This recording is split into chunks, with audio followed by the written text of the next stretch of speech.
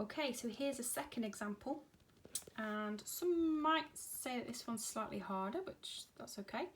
So we've got compound X, compound Y reacting together to make an ester Z. So X plus Y makes Z.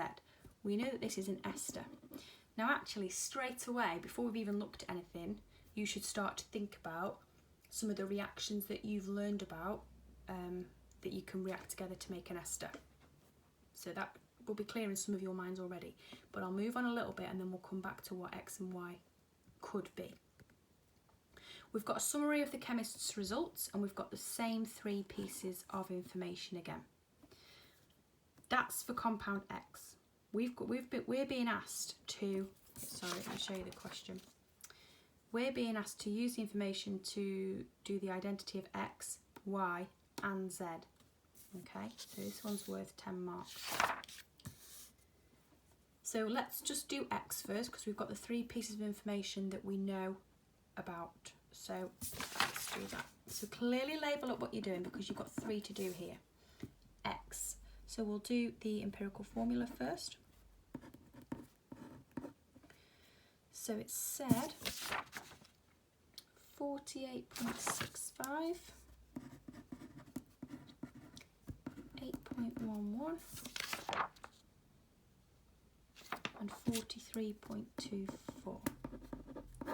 Divide them by their relative atomic masses.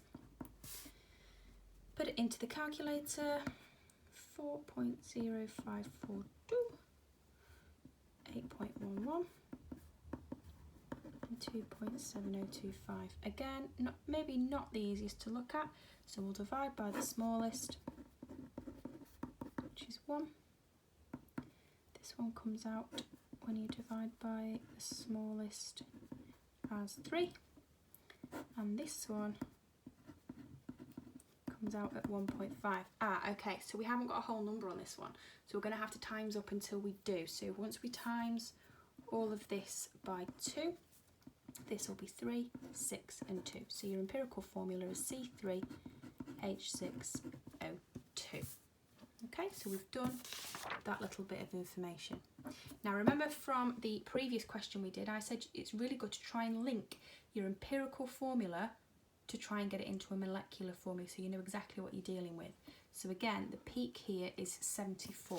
So like last time, let's start with it as it is. Let's see if this adds up to 74. It looks like it should be able to, which is always good news. So 3 lots of 12, 6 lots of 1 and 2 lots of 16. That, my dears, comes up to 74. So we know that the molecular formula is the same as empirical formula, and that's because that peak is 74. Right then, so again, we've done those 2 now. And the last one, okay, we've got 2 peaks here. We've got one at 1720, and we've got a very broad absorption between 2500 and 3300. So this one is due to a C double bond O for a carboxylic acid usually, and this one is again that broad peak OH. So we're pretty sure if we've got a C double bond O and an OH, the X is likely to be a carboxylic acid. You're going to need to write this down. So you're going to need to say that 1720 is a C double bond O, and that this one, they like to know that you haven't just plucked it out of thin air. So putting all that together, X is going to equal. Now we know it's a carboxylic acid, so my advice would be draw in your carboxylic acid functional group first. You know you've got 3 carbons, so that's your first one, 2, 3, and you know you've got 6 hydrogens, so there's 1, 2, 3, 4, 5, 6. All right, so propanoic acid is what structure X is. Right, then we come to Y. For Y, we know the MZ peak, and we know that we've got a broad peak here.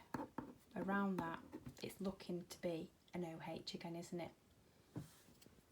And then the MZ peak right at the end here is 46, I would say. Okay, so we've got to try and make that fit. Now, remember what I said at the beginning. When you know you've got to make an ester, you're going to probably guess what kinds of things are going to come together. We know that this one's a carboxylic acid.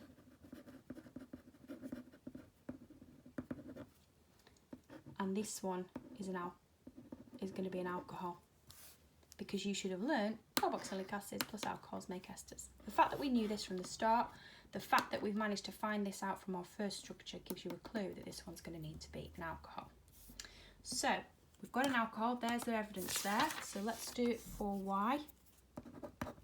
So OH at around, well, it's between 3,300, about 3,300 again, isn't it? So that tells you it's an alcohol. And then the fact that it's 46. So if we know the MZ peak is 46 and we know it's an alcohol, then really what we should be doing is starting our structure off, and I would probably just add one carbon at a time and type it into your calculator and see what value you're up to. So when you've typed that in, the 12, the 3 and the 16, you're not quite at 46. So when you add another one on, it gets to 46. Okay, so the two 12s, the 6 H's and the O. So therefore Z, you haven't got any analysis for Z, but you shouldn't need it from your reactions that you know. So remember when we draw an ester,